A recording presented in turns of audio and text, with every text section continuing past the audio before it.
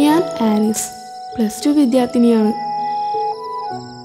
പപ്പയും അമ്മയും ഞാനും അടങ്ങുന്ന ചെറിയ കുടുംബമാണ് ഞങ്ങളുടേത്. എന്തുകൊണ്ടാണ് ഞാനിപ്പോൾ ഡയറി എഴുതുന്നതെന്ന് അറിയാമോ? എൻ്റെ ദുഃഖങ്ങൾ മറ്റാരോടും പങ്കുവയ്ക്കാനില്ലാത്തതുകൊണ്ടാണ്. എല്ലാ കഥയിലുമുള്ളതുപോലെ എൻ്റെ കഥയിലും ഒരു വില്ലനുണ്ട്.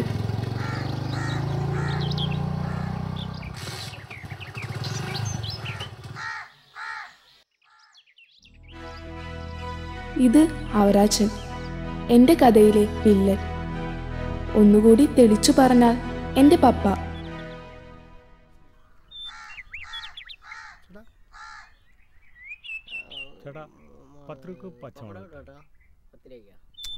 വാസു, കുറച്ച് ദിവസമായല്ലോ അവറാച്ചിന് തൊഴി കണ്ടിട്ട്. ആവശ്യമുള്ള എടുത്തോളൂ.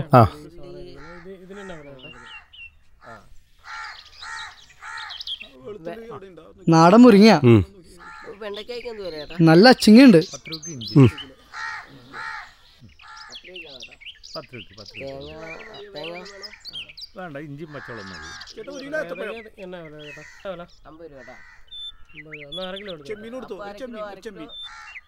കുറച്ച് കറിവേപ്പില എടുത്തോ? മതിയോ? അത് മതി. ഇത് ഞാൻ കിട്ടിലിട്ടേക്കാം.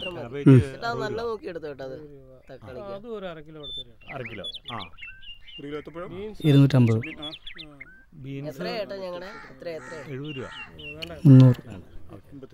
പിന്നെ നല്ല നാടൻ കോഴിമുട്ടയുണ്ട്. അര ഡസൻ എടുക്കട്ടെ? അര ഡസനൊന്നും വേണ്ട, 3 മുട്ട എടുത്താൽ മതി.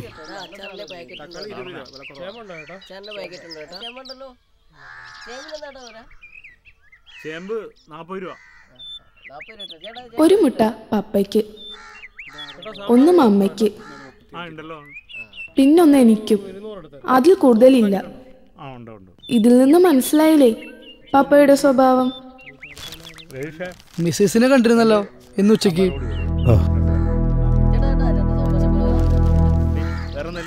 58, പഴയൊരു 42 നിൽക്കണുണ്ട് കേട്ടോ. ഓക്കെ.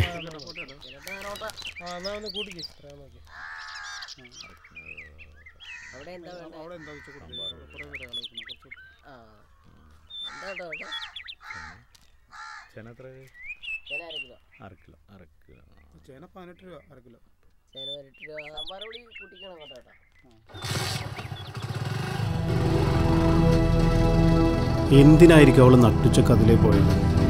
എന്നോടൊന്നും പറഞ്ഞില്ല.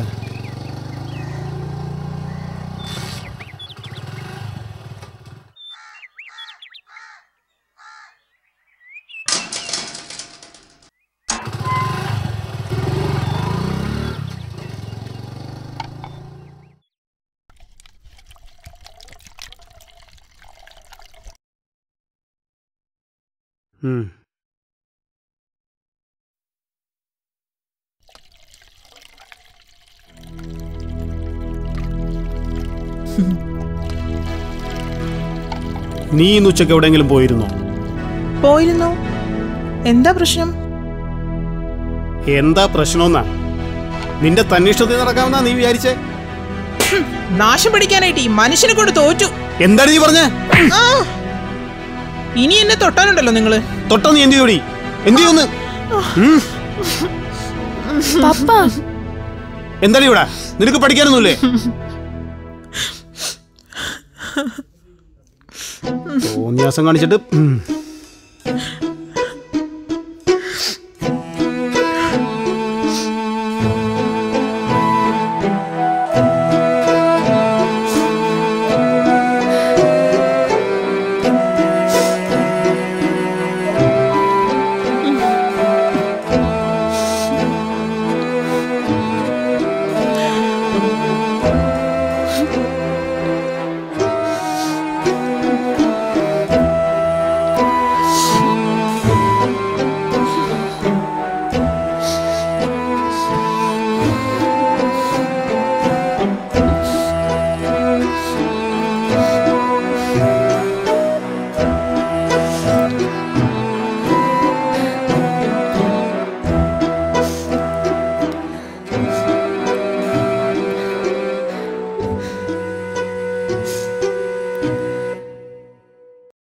കൊച്ചു കാര്യം പോലും ഊതി വീർപ്പിച്ച് വഴക്കിടുന്ന ആളാണ് എൻ്റെ പപ്പ.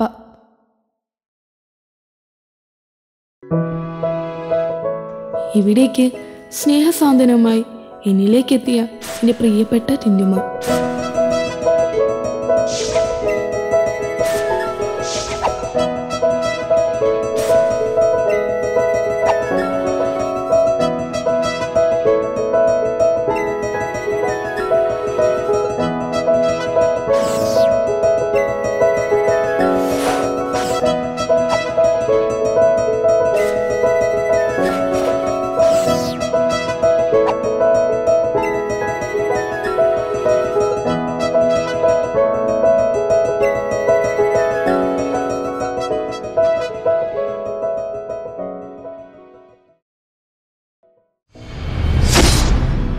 ഒടുവിൽ ആ ദുരന്തവും സംഭവിച്ചു.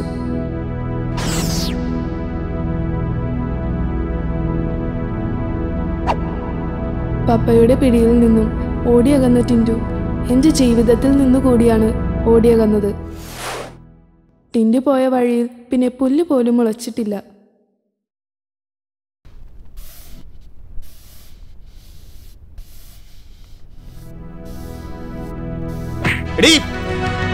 ാണെന്നും പറഞ്ഞിട്ട് ഒന്ന് കുഴിച്ചു പോണു ഞാൻ. അറിയാമോ നിനക്കൊക്കെ?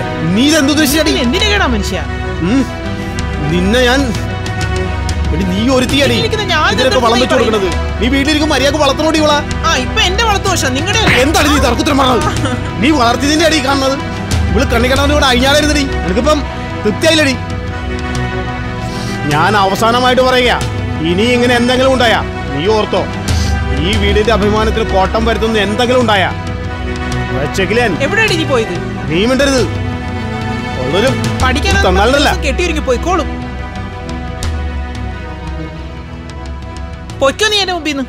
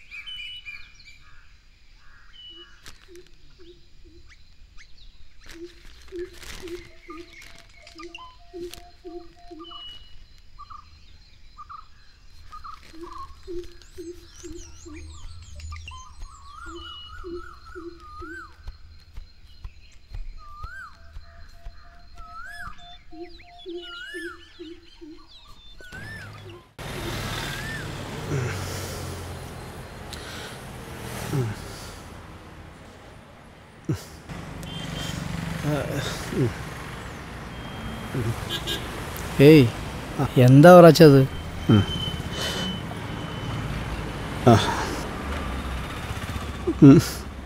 ഒന്നുമില്ല. കാര്യം തുറന്നു പറഞ്ഞാലേ മനസ്സിലാവുള്ളൂ.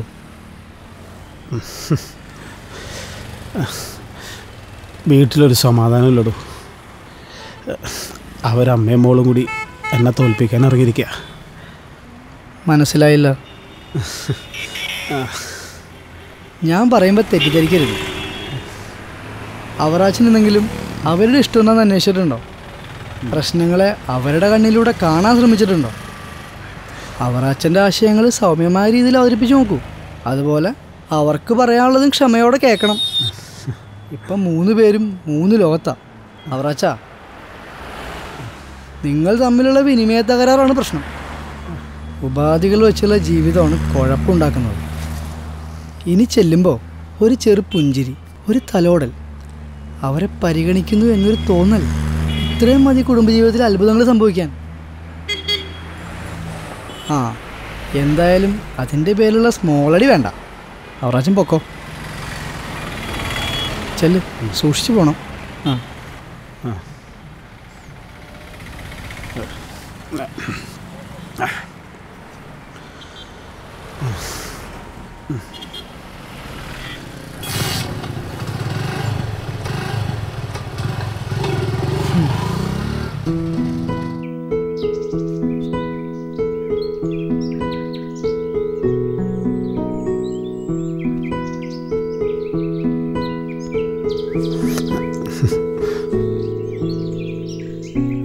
അന്ന് ആദ്യമായി പപ്പ എന്നെ നോക്കി പുഞ്ചിരിച്ച ദിവസം എനിക്ക് വിശ്വസിക്കാൻ കഴിഞ്ഞില്ല പപ്പയുടെ ഈ മാറ്റം.